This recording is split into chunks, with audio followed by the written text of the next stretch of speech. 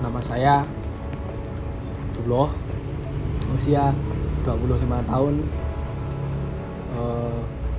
masih lajang dan belum menikah.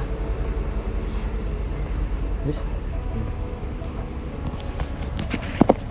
Mas Duloh ini setelah saya lihat, saya riset dulu, mempunyai toko di online yang berjualan sorban ya. Saya lihat juga di online sudah lumayan banyak yang membeli, bisa dibilang nomor 1 lah di Jogja. Nah, saya penasaran nih, Mas Duloh itu awalnya itu gimana kok bisa berjualan sorban dan menjadi yang paling terkenal lah ibaratnya di Jogja ini. Awal mula saya merintis usaha itu dulu pas waktu awal-awal corona masuk ke Jogja. Dulu saya sebagai seorang driver Grab, di situ saya masih bingung soalnya penghasilan Grab pun nggak menentu, hanya berpenghasilan 30 sampai 50 ribu per hari. Nah, di situ saya berinisiatif untuk mencari kerjaan sampingan, dan dimana akhirnya saya ketemu sama seseorang yang memberikan info tentang sorban atau usaha saya kali ini, sorban dan sarung pastinya. Nah, di situ saya pun merintis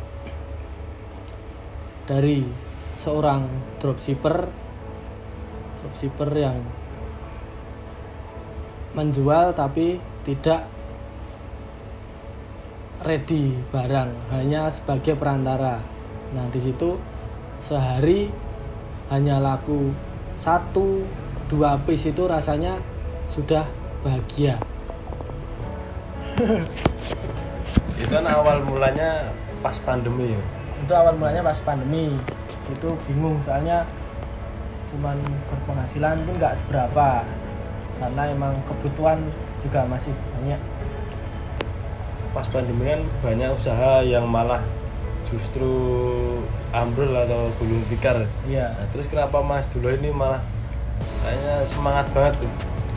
Ya, di situ emang jiwa kewirausahaan saya itu tergugah, terbentuk, dan ingin menjadi seorang pengusaha walaupun dengan modal 0 rupiah.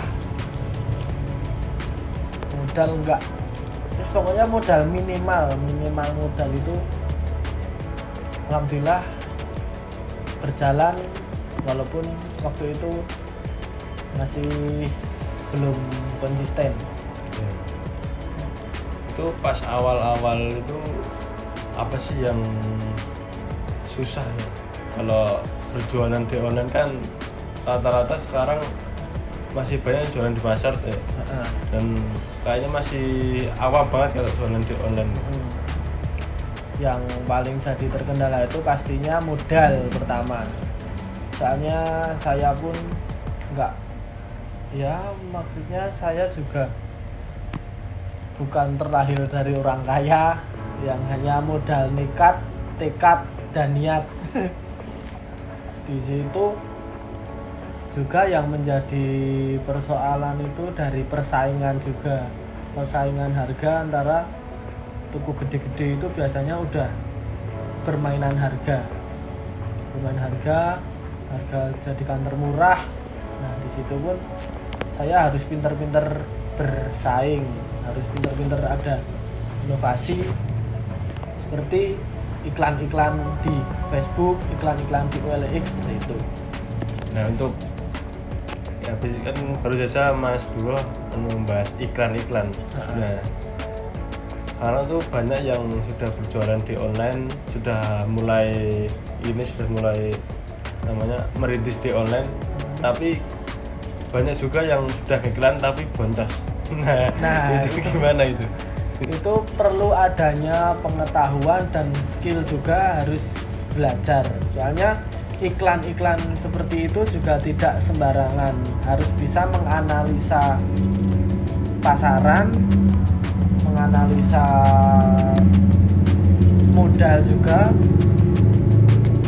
dan harus pinter-pinter ini memasukkan kata kunci seperti itu, kata kunci produk seperti apa, misalkan sarung ya namanya sarung Wadimor dewasa atau sarung Wadimor murah, itu bisa. Ya.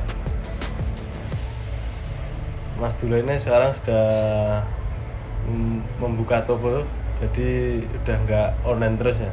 Ya alhamdulillah itu, tapi online-nya pun masih tetap berjalan.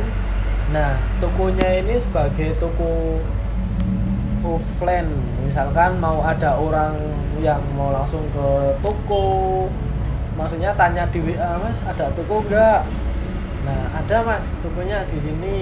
Saya kasih alamatnya, nah langsung ambil barang. Biasanya juga reseller juga ngambil di sini. Saya lihat juga ini penjualnya sudah banyak, mungkin di Shopee udah ribuan. Nah ini omsetnya itu berapa ini? Kira-kira mungkin satu bulannya untuk menginspirasi pemuda-pemuda yang ingin berjualan di online juga. Kalau untuk omset pun nggak tentu. Kalau hari-hari biasa mungkin sehari bisa dapat 300 sampai 700.000. Itu di online semua itu? Itu di online ya. Kalau di offline-nya kan nggak tentu, soalnya ini juga masih banyak kendala-kendala lainnya kalau di toko gitu. Terus pesan atau tips buat orang-orang yang ingin berjualan di online? Pesannya ya pokoknya sering-seringlah upload produk, jangan pantang menyerah, jangan juga ngedon karena persaingan harga-harga yang memang kompetitif banget di online shop seperti itu. Tetap harus selalu buka-buka toko, harus responsif, misalkan ada pembeli, calon pembeli mau tanya-tanya ya langsung dijawab, jangan menunda-nunda jawaban, soalnya itu suatu hal yang penting untuk memajukan toko online. Kenapa Mas dulu ini malah memilih berjualan sorban daripada jualan yang lainnya? Apa sih yang membuat Mas dulu ini tertarik gitu sama sorban dan jajah ini? Oh, karena emang saya ingin sebagai seorang muslim juga ingin mendapatkan berkah dari jualan-jualan perlengkapan ibadah muslim. Di samping itu, di samping usaha juga mendapatkan pahala. Amin. Amin. Terus apalagi ya, kalau rencana selanjutnya itu Mas Dula itu ingin apa sih agar membuat tokonya mungkin bisa lebih maju lagi? Mungkin insya Allah bulan depan atau tahun depan akan buka cabang di kota-kota lain, cabang grosir perlengkapan muslim, mungkin ya di daerah Semarang, Jakarta atau seperti itulah. Kalau untuk stoknya ini Mas Dula ini ambil di pabrik atau bikin sendiri atau punya pabrik sendiri mana? Kalau stok kita ngambilnya ada yang beberapa langsung dari pabrik, ada juga yang produksi sendiri seperti peci surban, kayak gitu itu ya. Itu yang produksi sendiri, ada yang dari pabrik langsung, makanya harganya pun bisa dibilang paling murah lah di area Jogja sini. Kalau apa ya, Mas dulu kan penjualannya udah banyak, pernah nggak tiba-tiba pas sudah banyak itu langsung drop Nggak Pernah. ada beli atau gimana? Pernah. Itu waktu itu pas